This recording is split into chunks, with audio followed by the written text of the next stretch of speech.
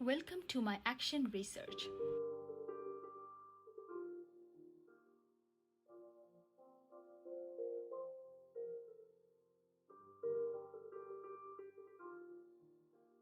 The school for my professional placement was in the Greater Western area, consisting of diverse student demographics where 91% of students speak a language other than English and 5% are indigenous.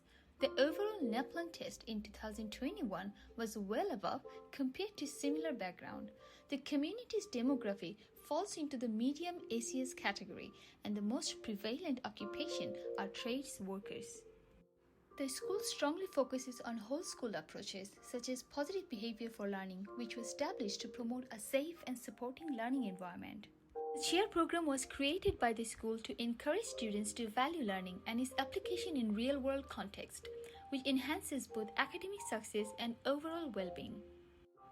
The classroom is relatively spacious and has capacity to accommodate diverse students. The horse seating arrangement is made for great classroom discussions.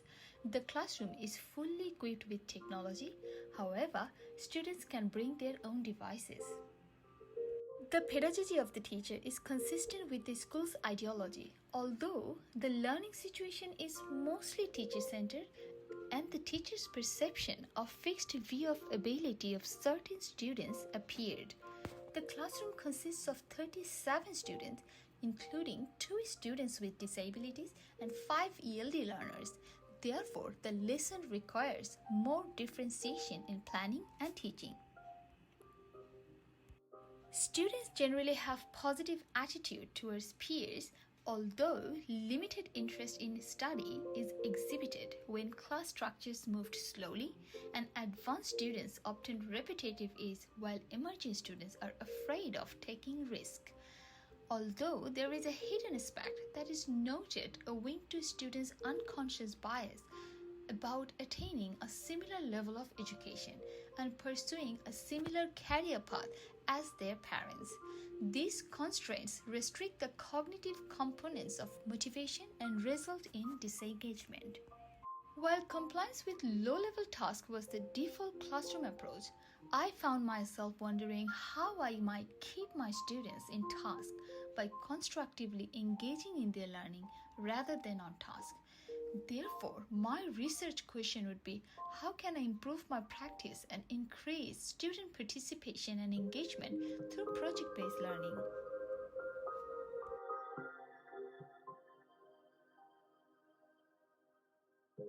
My rationale will focus on how I would use people in science and technology to engage all students while creating endless possibilities and developing unique ideas and solutions to contribute to the world as responsible global citizens.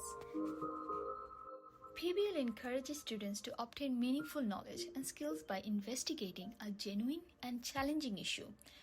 PBL will be used in the classroom to nurture these important abilities since it gives actual statistics to indicate about the greater rates of participation and engagement.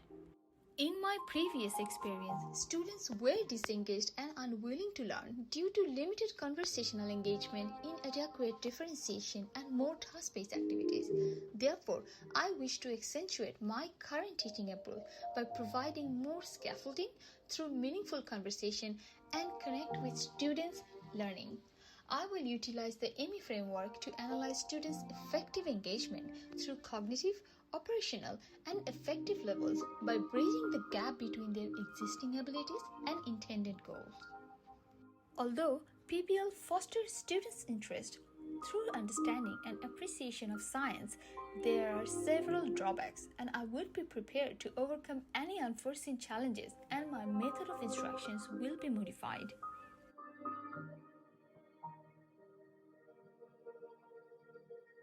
Students will engage in a systematic process that incorporates hands-on engaging activities to communicate their ideology in an active voice and expanding those ideas in a broader context. PBL work as a catalyst for revolutionizing scientific learning by assisting students in transitioning from asking what to asking why and how. If students believe that learning tasks are more challenging and engaging, they will be more driven to learn. The mini 3 units are focused on overall students' active involvement. Students will be divided into groups. However, certain activities must be performed individually so students have more control and voice over their own decision-making abilities. The project has been modified so students can exercise a real-world problem by developing a hydroponic plant and have a better grasp of the mechanics of survival and adaptations. Students will use BIBIS methodology to explore a range of resources for a solution to the given challenge. According to Vygotsky's theory, students should act as facilitators where they have autonomy and a sense of achievement for their efforts.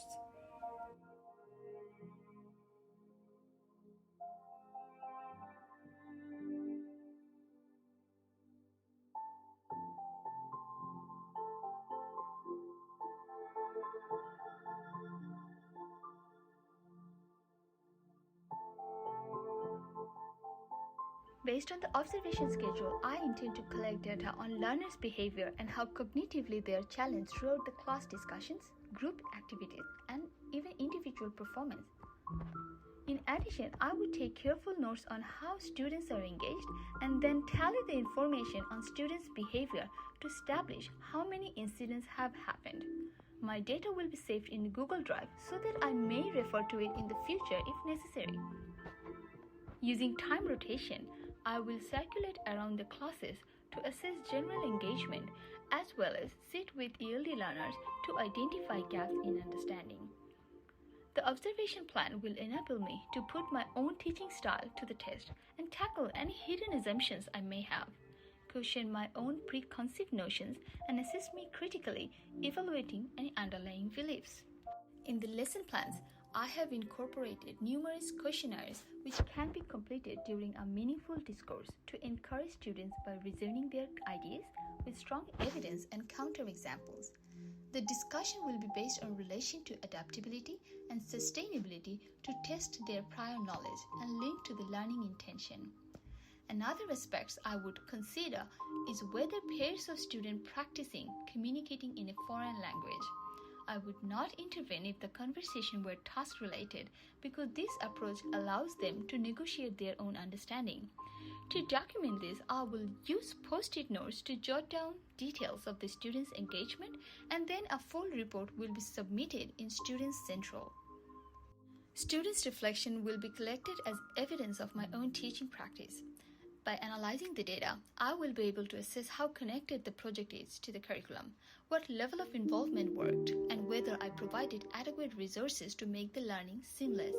Students' self-reflection in Google Classroom will be completed at the end of each activity, with a 5-minute time slot set out for individual or group reflection. This self-reflection will help me to understand what my students are thinking about task completion, overcoming obstacles, and collaborating with others. Having systematic data using both visual and auditory platforms may help to uncover crucial behaviors and teaching techniques, but it's best to be prepared for any barriers that may develop. Furthermore, some ethical concerns must be considered, such as if students become sidetracked or engage in irrelevant conversation. It is crucial to assess if they are being sincere in their reflection and how sensitive and critical they are when it comes to reflecting on their own learning.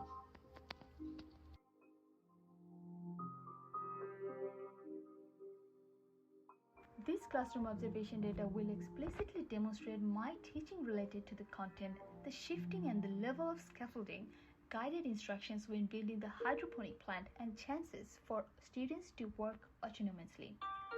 As a result, the marker of achievement is tracked by additional KLS to measure their reading ability and mathematical reasoning. Markers of engagement will be based upon students' keenness of learning and concentration. The flow of work as well as how well they understand the idea through their conversation would alert me in the gaps of their learning. The observation schedule will also reveal if they believe the task is adequately timed. The conversational data will be analyzed at multiple levels to determine students' understandings of the constructions and language processes, as well as the feelings about the notion of generating a hydroponic plant. In addition, I want to look at how my questions throughout the class discussion might assist to uncover their deep involvement and higher level thinking. Their eagerness and positivism in their shared talk will notify me of their high effective involvement.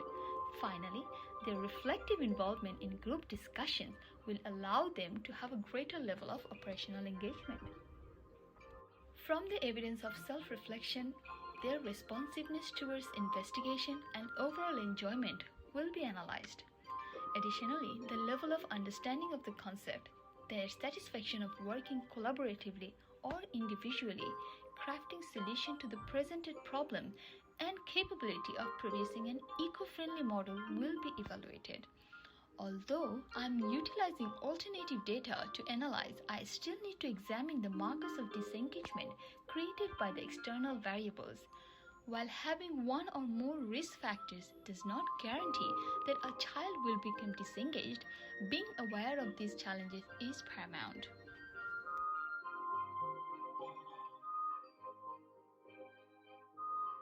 Student engagement in a diverse classroom is challenging, although incorporating 21st century pedagogy with teaching strategies will ensure the necessary level of engagement. As a result, this action research is directly linked to the professional teaching standards, allowing me to further improve my personal attributes and teaching practice. To meet differentiation and promote a complete spectrum of skills, several teaching methodologies and learning approaches have been incorporated. By implementing constructive discussions throughout the class, I aim to provide opportunities for active engagement. To achieve a comprehensive perspective of professional development, my goal would be to refine my teaching practice through 21st century pedagogy, which would enable me to create inclusive and engaging learning experience.